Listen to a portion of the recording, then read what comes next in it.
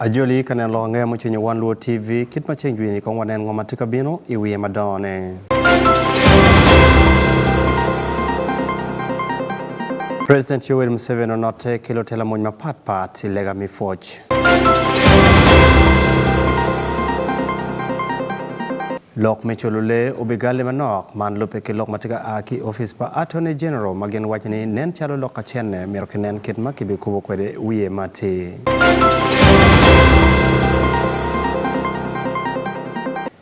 Ajoli dong kanen lo ngaya mo chenye Wan Luo TV tin ching chabet kit ma chen jwini wakele ngomo time chaka ching barja pagawe chian beach utian matin anya pat Robert LARUBI lakel yubman aye project pagamente mi PDM maketika neno kit makramaria mokadichan ikinanyoli mi Uganda mapat.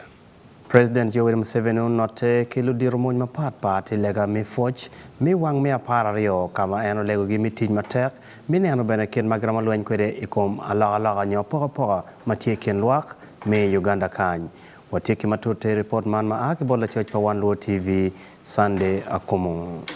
Igara matika loka choka man kiba kololo iching chabit diching ena yobiru wela wara yubma pao yere meleka palo bunyo beru mwaka medoko foch botrot luba. Lega me mwaka man oberu kono manipo pedana duduma ko jalo kogi pijomo kene mapat kigien owe aguto melaro ko panywali Uganda iyo mapolo mapato tuale jale palumony me fronasa. Iloke maugoro dan mapole ke lo dirugamente lo dirumony lumony machon kidang pache padan makitika beru kono ma lunyorigube lumony machon kimo kene mekaraman. President Yoweri Museveni owane enki kome inena loka mauti me bodul moni yaki achakine magula argumente lo man niyo watin uweng oberu pikony paloba. Eno mi la bole karma kimonyo kabamba barracks idwe miario mwagali bechel miya bon ke pier boru ya chel ikarme mony pa NRA onogitike per mapol ento ke kony paloba wakitimi jimi mapol kene bene chopo mirma meki mekwani gamente manoti loch ikarme no. Eno tiara kon meni karamono ko tek loyo kin mwagali bechel miya bon ke pier berke wenewe pier boru ke wiye lumony me Uganda oberu tieke tuer ma akibot luba metemi jini mapol mageno tim niyo watin owa furgi chung matek megwako ko panywali Uganda. Ladit la choka wimony me Uganda General Wilson Mbusa Mbadi mobility yubman ofoye matek lumony pijalo kogi megwako kuch kidengwako beber padana me Uganda kany labon luoro to. Dr. Sheldon Mwesigwa mati Bishop me Ankole Diocese ma oberutie yup melega man ofoye matek lumony pe ber jumapigi tegotwal ilakom gwako kwa panywali Uganda kidongwako lubu Uganda olo. Pila wange mo ching Wan Luo Television ania Sunday akomo. Ichiario lok mo kera makar matek lo ngaya mo chenye Wan Luo TV uberu lok mo aki office madit pagamente man office pa Attorney General magen kiteka wachi joma lego rueny mirgo ko konkar manok minene chol kicholo gi kid manok moko kwede gen teka wachi jema miro ke tim aduong mineno kid makachao doro kwede lokum chol matiati the church pa Wan Luo deni soti uberu kuno karma yubmo uberu tie onen matut kibot en no bat mao Mati minister maneno ngol mati ka chel kilo kamako pen chik me lobo Uganda waju kilo tela magu perutie ikara me kachoke mo mala dit lobo uyubo ni chiante billion pera dep tie magi kara me chulu dana madien gurwen ikara me lwen ia chuli ento ministry maneno lokom lim fut pia chwalo chiante man ni chakke kwota me achel ni oi kwota me dek imwaka lim man 30 billion first quarter release 0. Second quarter release 0. Third quarter, the one here, release so far 0. I think that's what Honorable Evelyn Anite wanted me to tell you. And she sits in the Ministry of Finance. Mao no tika miyo lagam ikom lok ma Evelyn Anite mati state minister maneno lokom lim pilok madak lokom down lobo ka chel ke privatization kon penyo la dit mao me miyo ngej ikom lok madak lokom chulu diay palwak me chuli 789 claimants. Remember, 143 were paid fully. Partially paid 2,789. And the amount of money paid is 10.9 billion. The list of those who are partially paid is also here. Those who were fully paid are 143. That is 2021-2022. And the amount which was paid was 974 million. That one paid people fully. Ento Matia Kasaiza, Mati Minister Maneno Lokumlim, go yup kachil kidan lobome Uganda, o wajoni chente foot pia kichwale wako, pia name, gamente foot peti kichente maramom. The mothers here can testify. They say, let's give a little bit more for the small one. The big one, you can eat it a little bit, you cannot die. That's the scenario. So it is not because we don't want to pay you. No, please. It's simply because we have constraint of cash. But I promise, as the Honorable Nabatnama was counting my releasing, let me see what happens in the last quarter. Economy la bol ikom district mukene me chuli, maguno chente mugo, kidong chente mamegi maudong, mammi orgamente, o chul kilo koko mukene. Choli sub-region, 16,946. Lao sub-region, 42,042. Teso sub-region, 33,664 claimants. 1.1 billion. Balance, which is still supposed to be paid to Agago, 21.3 billion. Amoro, amount paid, 1.7 billion. Amount outstanding, balance, 19.6 billion. That's for Amoro. Gulu, 1.5 billion paid. Amount outstanding, 24 billion. Piloka ngemo chwin, pi Wan Luo TV, Igulu City, and Ismail Jacob Jones.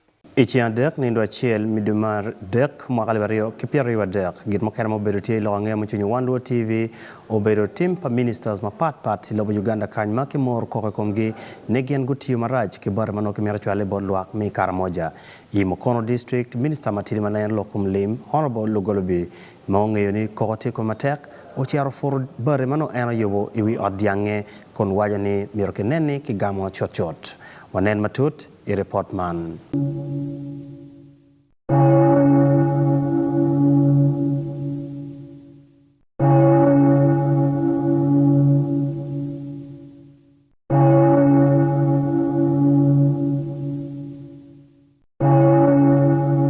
Hapa yario medjemia jel imwakaman minister Gorete Chitutu ocho warga bot office of prime minister kon mion kimi boten potbat alibapawe kimi yario mekonyo dano magiti Karamoja sub region entodok iting baraja nildwe apaw yadek medjemia yario imwakaman karatach me the new vision katich George Madon mat ni minister ki jome pajmameke inamisindwa district kidana dek kikuno magiti kibari mano mirabet pilwak mai Karamoja igang mamekim mapat ki en dan mapol mo kene chot loko chawata ne kom gen ne ko poko wako bati mane ken gina miono beti pe dan mai Karamoja man owego Amos Lugolobi minister matili pe lokom lima lokom go yubeno yeni en gam pot bati mia bichel maiti kwere megedo ot me gwako lima mege ikayunga district Ekar maloko doge minister ni okwanyo wako orero wako gedo man pinka okwanyo wako bat ni kiwi ot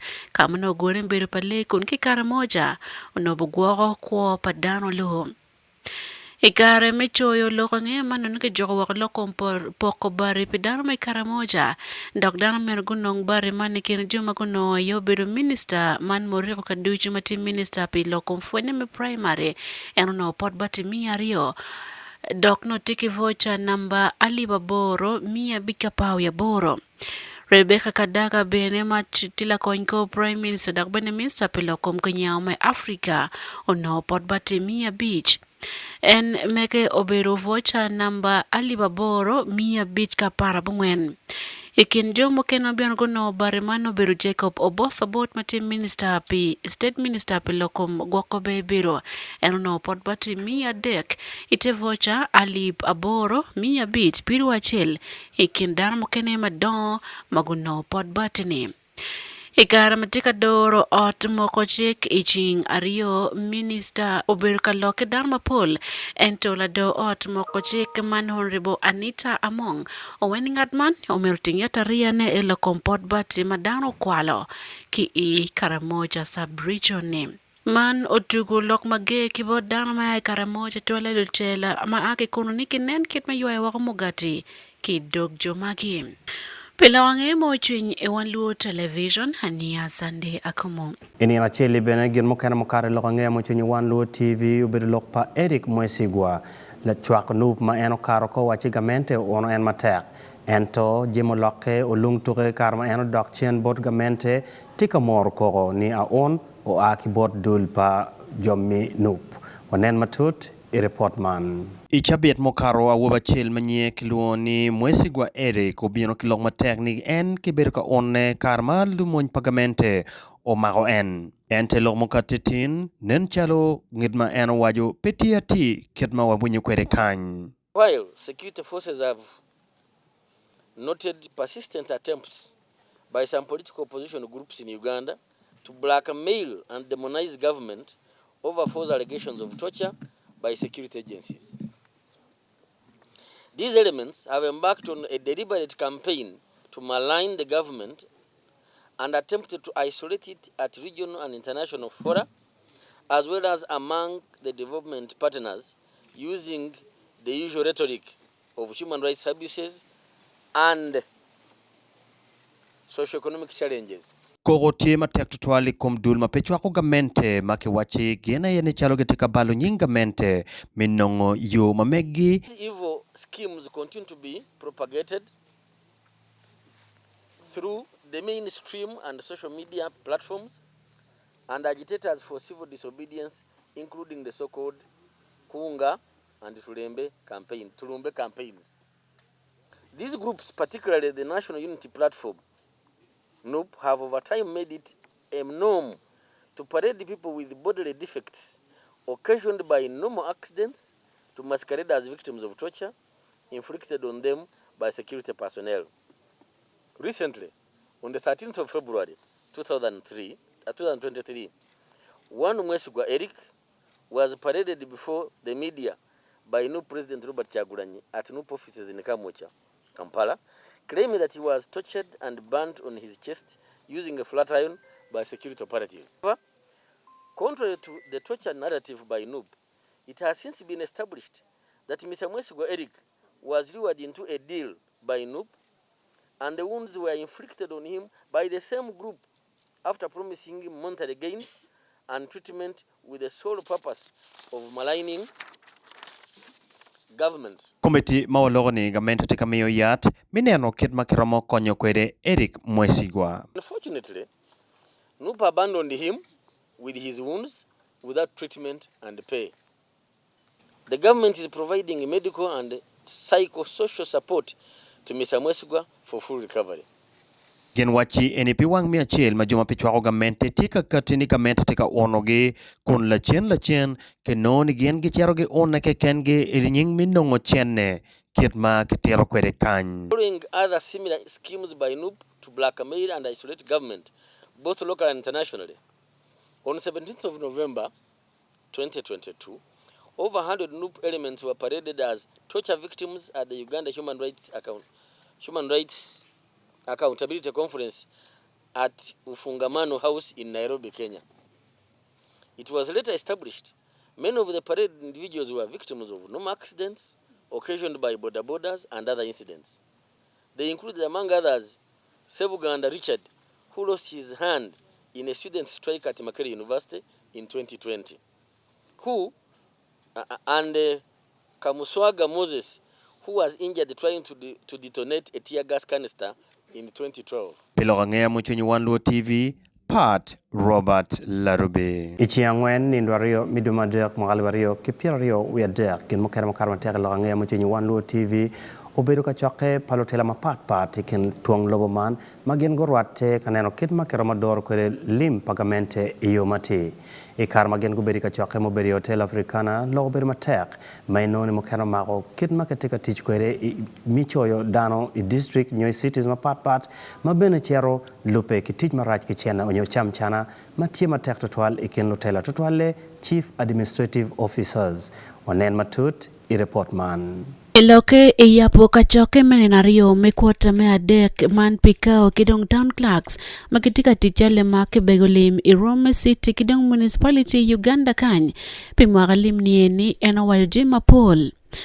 Lok mageuka tikibod minister pigament metede Rafael Majezi ki Hotel Africana. PDM started a year ago. Are we being too bureaucratic? Is it delaying too much? Maybe. But I think we've had to borrow from the experiences of other wealth creation schemes. And they need to make sure that you don't rush a program and then you crash around. Ikin jem ken mabene tie marede ye wat peti mabe kin lutich pagamente ken lutela mibibie magiti Uganda kany. Mokena iyo biro nyuano tikilima kwa lem ki department mapar kite department mokena weko tiet ko tikilima biro teko twale ikar medwako report metit toko tikilim pagamente. Quite careful, corruption will bring down decentralization. As the public gets concerned and unhappy with us, Eno moro ben latelo Uganda ono kokoma pole karamoli mokomalme Uganda tira na Igulu City ibolo tedere lokom nongo lim me Parish Development Model. I was with His Excellency the President last week in Igulu. He has started his zonal meetings in the various regions, and the picture we got was not a good one.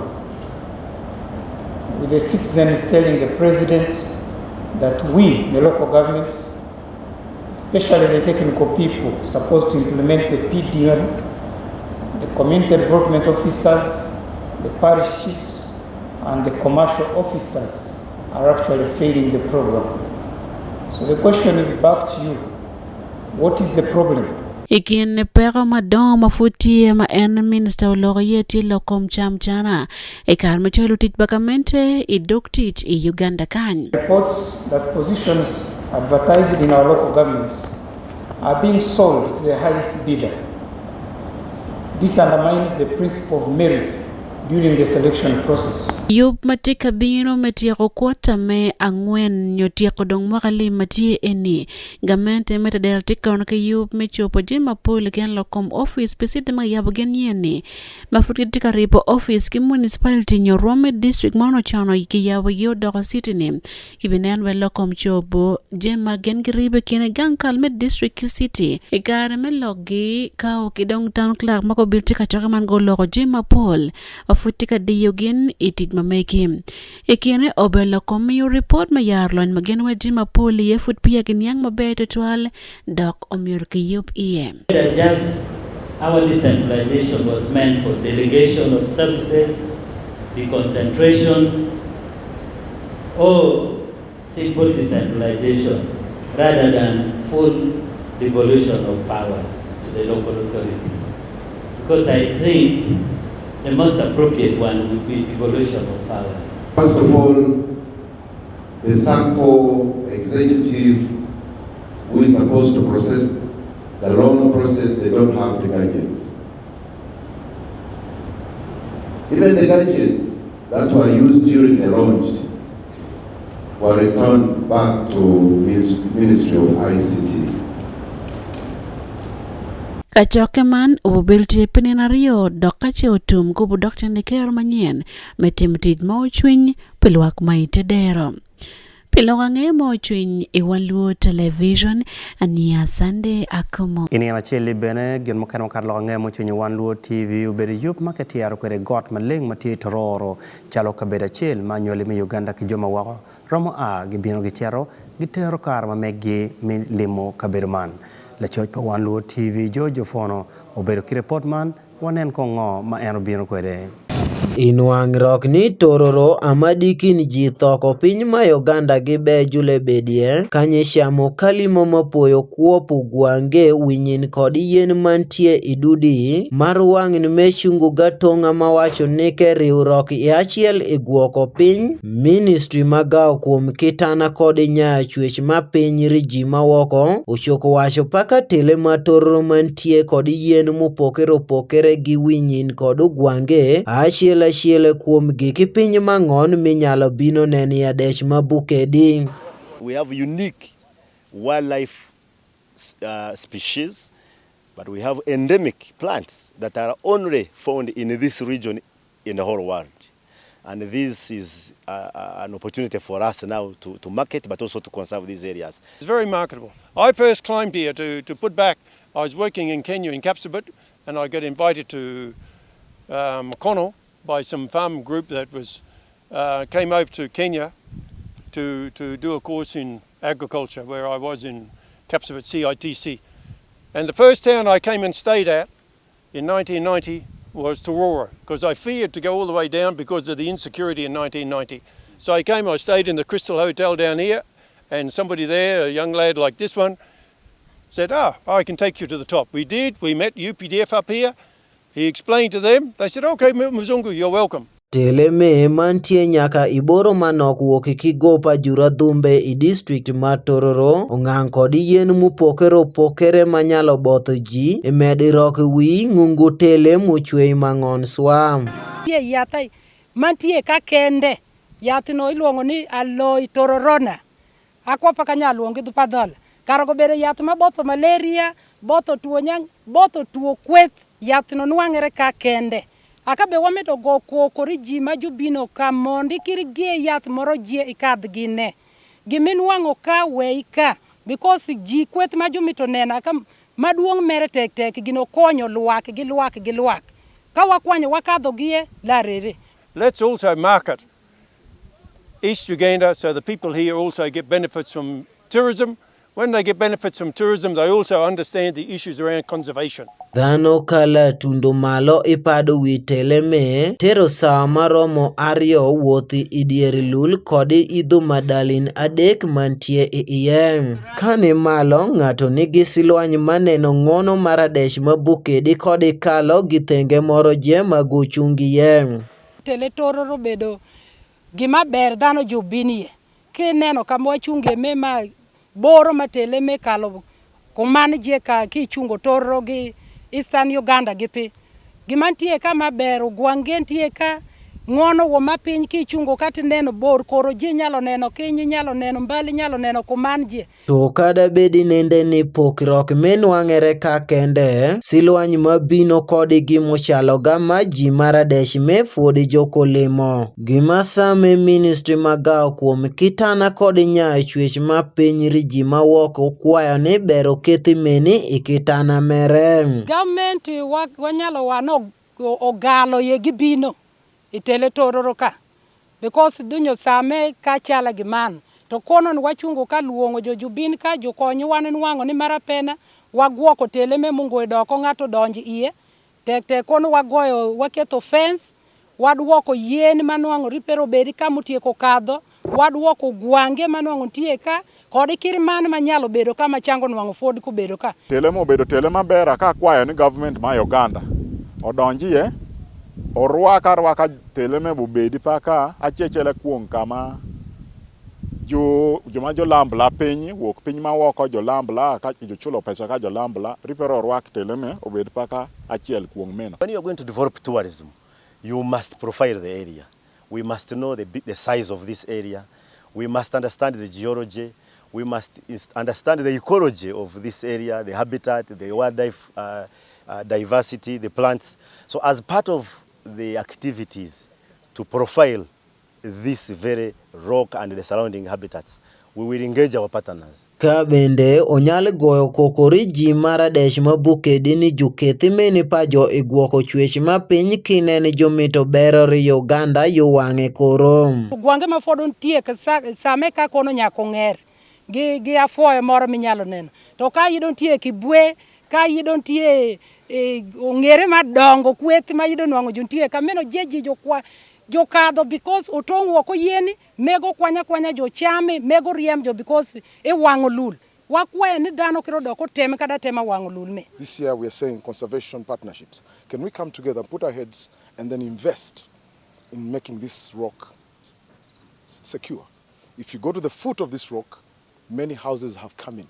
People have land titles.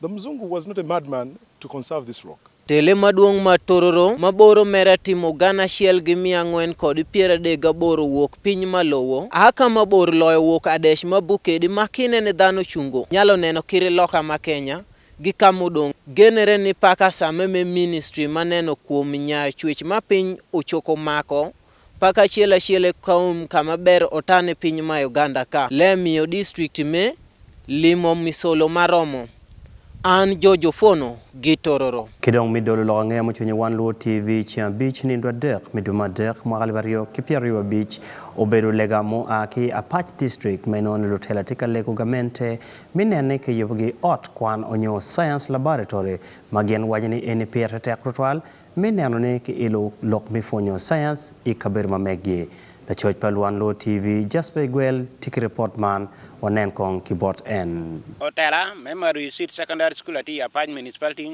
tiamo kwa gamente me bunyilargi keregero od me library medical science laboratory ameti amita school man Mary seat secondary school ameti chiwre ya kere division ya Apache municipality Muse Moses Sagona otiro pigeng otino wori bor ping moye chukul ame jome me ponye duchuti ya bashon garin uni atiere ala ame notte me bedo opore me miyo jorang beda tie ngeri so ate jalo tuche le ger school ye me wa nungi tina pol pe mar wor te ya chake amio lo mi sel pier bi ko mi sel pier bi mitras do ata bino meddo amedo tieni rio amanu timia dek pier dek ya dek borere ko mi sel pier bi toujours lo ba me ajalo me ponyere ana mio school mi apochi Yonge gamente yabo chukul man ni mohtimia ya parangwen agne sukai kere reverend Joel Onach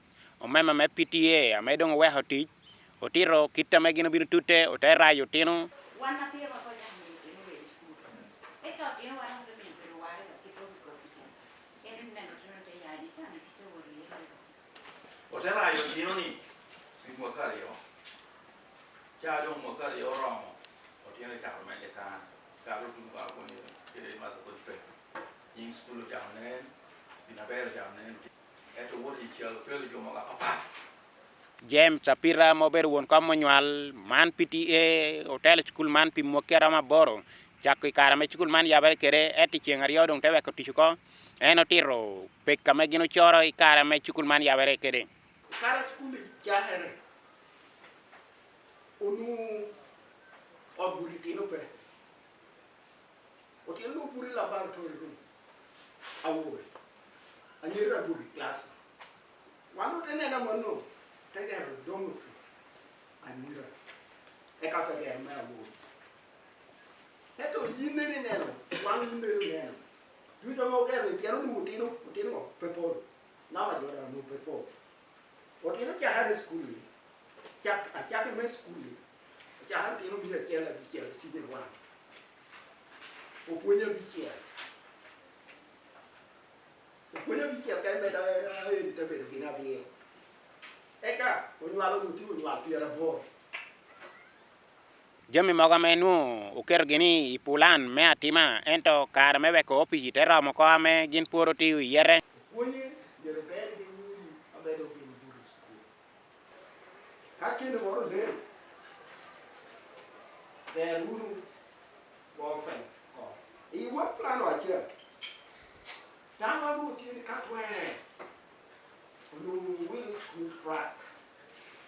Will pass tomorrow. Mary Seed Secondary School at O level, kere A level, Edi Mere Donald Oyera, Oyara Yore, Wello Tino, kere Wello Punya Meti School man. Donc summary, my population and Europe kera wo bikini. And Europe kimi amana kiel. wo betini ya dek pil bon wan ye kya ono to point pil yo we dek government ata wo ma ta do government ko le wan wan ondo pil wan wan government ro ko le wan wan pa to point me government to mi wa wan ro point me PTA cholo point no to gina bo aido yera kono tiro pekkiu dio chukul man ame miru gamente bon laro gi yere laboratory ma ku bino gero bedo ka ena titidi ame no puri kar cha bedo o level eta mandong chukulu don e level la dong tie science department na dong tie ama me to laboratory sa don lo e library ko bino gero aman ni one or two improvising classroom maybe the library amedong no pepo moli pulle mo bera mam pichame ponyera buoko kom guardian ke counseling otiro piponyo otara me pitia nyen bara namuni chao pore aeri dini yo program temi yo office wangeyo wan te ponyo executive nyen o ponyo gi aponyo me we giru nge tiki rose gi tieni ngo me we dipu wi doctor bera ngo bera pe Pilo hange Wan Luo Television, Just Paiguel, Iapach Municipality. Man benedong kelwa yagiki palonge mo chenye Wan Luo TV utiara matin anya part Robert LARUBI la kerlim I program man ayet project pagamenta mi PDM neno kit makeramotia kwele lokum chan I Uganda utiara wu ubed mabe program mo kenetika bino omete wono keneno Wan Luo TV.